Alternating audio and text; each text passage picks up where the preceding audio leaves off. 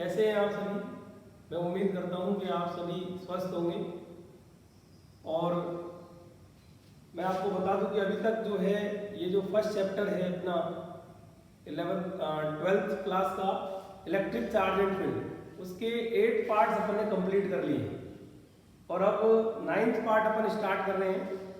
Total इसके 11 lecture हैं, 11th part होंगे, तो ऑलमोस्ट ये खत्म होने को है। 82-83% अपना कंप्लीट हो चुका है। लास्ट जो अपने टॉपिक चल रहे हैं, गॉस लॉ की एप्लीकेशन चल रही है।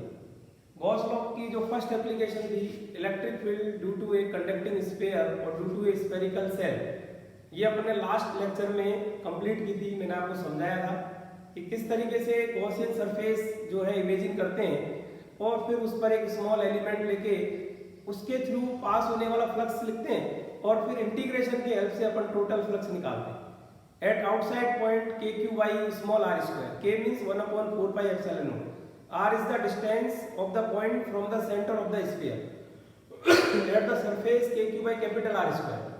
और यदि सरफेस चार्ज डेंसिटी सिग्मा हो तो सिग्मा बाई एप्सिलॉन नॉट, ये फॉर्मूला मैंने बताया था, वेरी इंपॉर्टेंट, ये भी आपको कहा था। इसके बाद इनसाइड पॉइंट पर due to a conducting sphere electric field zero होता है, क्योंकि जो गॉसियन सरफेस बनेगी इनसाइड पॉइंट पर, वहां पर उसके अंदर कोई चार्ज होगा ही नहीं। Because of a conducting sphere charge spread on its surface only, no charge will be inside of the sphere, so electric field at a inside point will be zero. तो यहाँ तक अपने काम कंप्लीट किया था। आज हम सेकंड एप्लीकेशन जो इसकी है उसको स्टार्ट करते हैं। Electric field due to a non conducting और uniformly charge sphere. Non conducting जो कंडक्टर नहीं है और यूनिफॉर्मली चार्ज स्फीयर जो होगा, ये एक इंपॉर्टेंट बात है। कई बार बच्चे इसमें कंफ्यूज होते हैं। आपको एग्जाम में मान लो कहा कि find the electric field due to a uniformly charge sphere, तो स्टूडेंट क्या करते हैं कि उसको कंडक्टिंग स्फीयर वाला डेरिवेशन और सारा कुछ कर देते हैं और उससे गड़बड़ हो जाती है।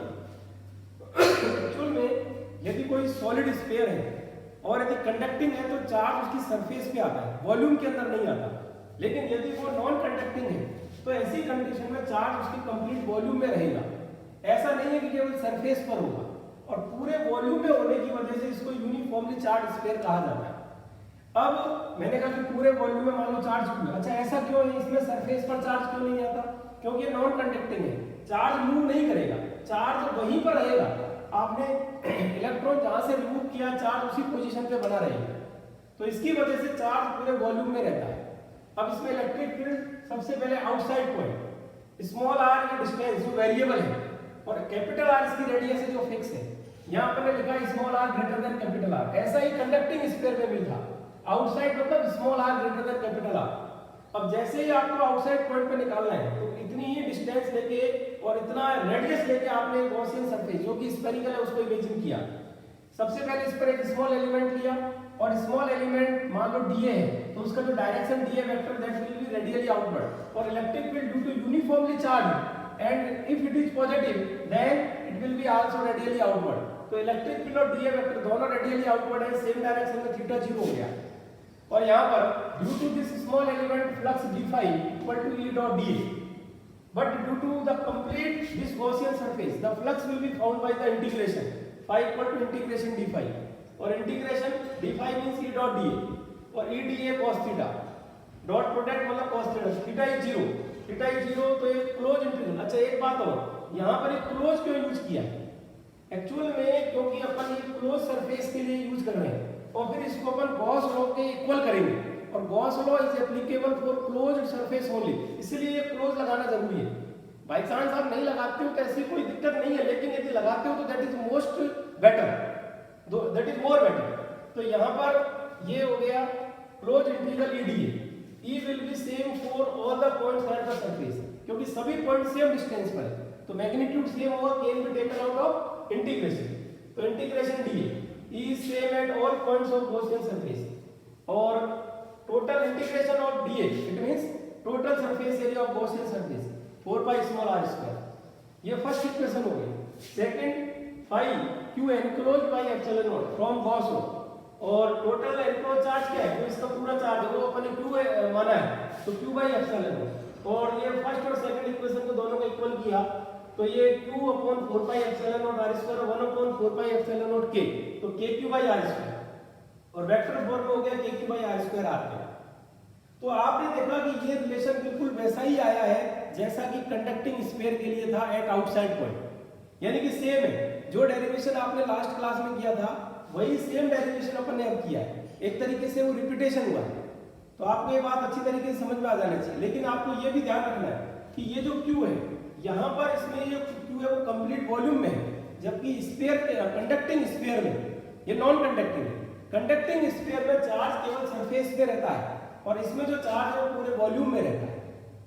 इसके बाद यदि अपन सरफेस पे निकालें तो यहाँ पर जो अपन गॉसियन सरफेस इमेजिन करेंगे वो इसी के ऊपर होगी, और इसका मतलब है कि यहाँ पर सारा की चार्ज अब भी आएगा जैसे पहले था। जब Gaussian surface outside this sphere है तब भी एनक्लोज चार्ज Q है, और यदि ये Gaussian surface on the surface of the sphere है तब भी एनक्लोज चार्ज Q ही है। लेकिन अब जो डिस्टेंस है वो स्मॉल r की बजाय कैपिटल R होगी, तो ये रिलेशन में भी चेंज आ गया, kq by capital R square हो गया, यूनिट वेक्टर r। लेकिन इनसाइड पॉइंट पर अपन ने कंडक्टिंग स्फीयर में समझा, वहां पर इनसाइड पॉइंट पर इलेक्ट्रिक फील्ड जीरो था, तो क्या यहाँ भी जीरो होगा? नहीं, यहाँ जीरो नहीं होगा। क्यों नहीं होगा? क्योंकि चार्ज पूरे वॉल्यूम में है। और जब अपन यहाँ गॉसियन सरफेस से अपन ने इसके इनसाइड पॉइंट पर इमेजिन की, तो यहाँ इस गॉसियन सरफेस के अंदर चार्ज जीरो नहीं है, लेकिन वो Q भी नहीं है, Q से कम है, ये आपको दिख रहा है। यहाँ एक स्मॉल एलिमेंट लिया हुआ है अपन ने, ये लीजिए, ये dA वेक्टर इधर की साइड होगा, इलेक्ट्रिक फील्ड भी इधर की साइड होगा, दोनों सेम डायरेक्शन में होंगे। यानी कि शुरू का जो प्रोसेस है वो बिल्कुल सेम होगा जैसा अपन पहले करते आ रहे हैं। तो अपन ने डायरेक्ट इक्वेशन लिख ली जो ये यहाँ पर आती है, जो सॉल्व करके फर्स्ट इक्वेशन आती है phi equal to E into 4 pi r square, क्योंकि वो तो एज इट इज वैसे की वैसे ही होगा, जैसा यहाँ किया है वैसा ही यहाँ होगा। तो ये फर्स्ट इक्वेशन हो गई। Second equation Q enclose by epsilon not, और Q एनक्लोज स्क्वायर Q नहीं है क्योंकि गॉसियन सरफेस तो ये अंदर वाली है, पूरी नहीं है, पूरा चार्ज Q है, तो अपन ने इसमें चार्ज Q डैश मान लिया। अब Q डैश को कैसे निकालेंगे? क्योंकि यूनिफॉर्मली चार्ज डिस्ट्रीब्यूशन है और चार्ज पूरे वॉल्यूम में है, तो यूनिट वॉल्यूम के अंदर चार्ज लिखिए, that is called volume charge density, और उसको फिर इसके वॉल्यूम से मल्टीप्लाई कर देंगे तो इस वॉल्यूम के अंदर चार्ज आ जाएगा। तो वॉल्यूम चार्ज डेंसिटी रो, इसको रो से अपन डिनोट कर रहे हैं, सरफेस चार्ज डेंसिटी को सिग्मा से डिनोट किया। ये सिंबल है, कुछ भी यूज कर सकते हैं, लेकिन इन्हीं को यूज करें तो माइंड में फिक्स रहेगा, कंफ्यूजन नहीं होगा। Rho equal to Q upon 4/3 pi r। Enclose charge कितना हो गया? Rho into volume of this Gaussian surface, 4/3 pi small r, ये स्मॉल r है, कैपिटल R तो इसकी रेडियस वो तो फिक्स है, स्मॉल r वेरिएबल है, small r less than capital R इस बार। और जब इसको पुट किया और सॉल्व किया तो ये Q डैश का वैल्यू इतना आ गया, और जैसे ही Q डैश का वैल्यू अपन ने यहाँ सेकंड इक्वेशन में पुट किया तो फाई का वैल्यू यहाँ, ये थर्ड इक्वेशन, फर्स्ट और थर्ड दोनों फाई के इक्वल है, दोनों को इक्वल किया, और आफ्टर सॉल्विंग ये देखिए इसको नीचे लेके आएंगे r स्क्वायर से, ये r का ये Q कैंसिल हो जाएगा, और 1/4 पाई एप्सिलॉन नॉट को k लिख दिया। तो at inside point E equal to KQ small r by capital R, और वेक्टर फॉर्म में लिखेंगे तो r के ऊपर ही वेक्टर लगा दिया। अब अपन को r कैप नहीं लिखने की जरूरत है क्योंकि r ऊपर ही आ रहा है, r तो नीचे आता है स्मॉल r, डिनोमिनेटर में ऊपर नहीं होता, तो अपन r कैप लिखते हैं। अब r कैप लिखने की जरूरत नहीं है, तो ये इनसाइड पॉइंट पर इलेक्ट्रिक फील्ड हो गया। अब देखिए, एक तो अपन ने लास्ट एप्लीकेशन पढ़ी, एक ये दूसरी एप्लीकेशन नहीं पढ़ी, दोनों के अंदर ग्राफ बनाई जाती है कि यहाँ पर इलेक्ट्रिक फील्ड का स्मॉल r के साथ वेरिएशन क्या होता है। लेकिन ग्राफ बनाने से पहले यहाँ पर यदि ये Q को, जैसे अपन इनसाइड पॉइंट पर E लिखा है, आउटसाइड पॉइंट पर E लिखा है, तो यहाँ Q को यदि रो की फॉर्म में लिखें, जैसे मैंने फर्स्ट एप्लीकेशन में Q को सिग्मा की फॉर्म में लिखा, तो पहले उसको लिख लेते हैं, उसके बाद ग्राफ बनाएंगे। ग्राफ दोनों के एक साथ बनेंगे, जो आपने लास्ट क्लास में पढ़ा और इस क्लास में पढ़ा, दोनों एप्लीकेशन के लिए यहाँ पर ग्राफ ड्रॉ करेंगे। तो देखिए, since rho equal to Q upon 4/3 pi capital R, ये रो का फॉर्मूला, यहां से यदि Q लिखेंगे तो this will be rho into 4/3 pi R at outside point. Magnitude लिख रहे हैं KQ by small r square, K means 1/4 pi epsilon, Q rho into 4/3 pi r cube और अपॉन r स्क्वायर। तो देखिए, at outside point electric field in form of volume charge density, यहाँ इसको solve करेंगे, ये 4 पाई कैंसिल हुआ, ये हो गया rho capital R cube upon 3 epsilon naught R square. देखिए ये इस टाइप का रिलेशन काम कम आता है, लेकिन आ सकता है। आपको डेंसिटी दे दी, वॉल्यूम चार्ज डेंसिटी दी हुई, तो आपको यदि ये फॉर्मूला डायरेक्ट याद है तो आप पुट करके फटाफट उसको सॉल्व कर सकते हैं, और नहीं भी याद है तो भी ऐसे कोई परेशान होने की जरूरत नहीं है। आप जो है उसमें क्यू की फॉर्म में कन्वर्ट कर दो रो को, और फिर उसका जो अपना स्टैंडर्ड जो फॉर्मूले है उसके अंदर अपन पुट करके कर सकते हैं, कहीं दिक्कत नहीं है। लेकिन कई बार जैसे ये फॉर्मूला ही पूछ लिया, कंपटीशन में कई बार पूछा जाता है, तो आपको याद होगा तो आप जल्दी कर पाएंगे, क्योंकि वहां नंबर ऑफ क्वेश्चंस बहुत ज्यादा होते हैं, टाइम बहुत कम होता है। एट सरफेस कहें तो अपने पास फॉर्मूला है K Q by capital R square. तो देखिए K means 1/4 pi epsilon not Q, Q का मतलब हो गया rho into 4/3 pi capital R cube और अपॉन आर स्क्वायर। तो 4 पाई कैंसिल हो गया, आर स्क्वायर ये कैंसिल हुआ, तो ये हो गया rho R upon 3 epsilon at surface. Surface वाला फॉर्मूला हमेशा इंपॉर्टेंट होता है वहां भी, जबकि अपन कहें कि conducting sphere sigma by epsilon वो तो बहुत ही ज्यादा इंपॉर्टेंट है, और ये volume charge density non conducting sphere, तो ये हो गया rho capital R upon 3 epsilon. और यदि इनसाइड पॉइंट पर कहें एट इनसाइड पॉइंट, ये वाला formula K Q small are by capital R, K means 1/4 pi epsilon not Q rho into 4/3 pi capital R Q small r upon R cube. Solve करेंगे 4 pi cancel, और ये are cube ये भी cancel हो गया, तो ये हो गया rho R upon 3 epsilon. Check कर लीजिए एक बार दोबारा, तो यहाँ पर ये आपने कहा ठीक है, और ये आर क्यूब ये हो गया, ये इस पर हो गया सरफेस पे, और ये इनसाइड पॉइंट हो गया, ठीक। तो ये अपन ने डेंसिटी के फॉर्म में electric field at outside surface inside point due to a uniformly charge sphere से लिखा। अब मैं जैसा कह रहा था कि इनके ग्राफ बनाने हैं, तो दोनों केस में फर्स्ट एप्लीकेशन और सेकंड एप्लीकेशन दोनों एप्लीकेशन में अपन ग्राफ बनाएंगे। पहले ग्राफ जो होगा ग्राफ फॉर कंडक्टिंग स्फीयर,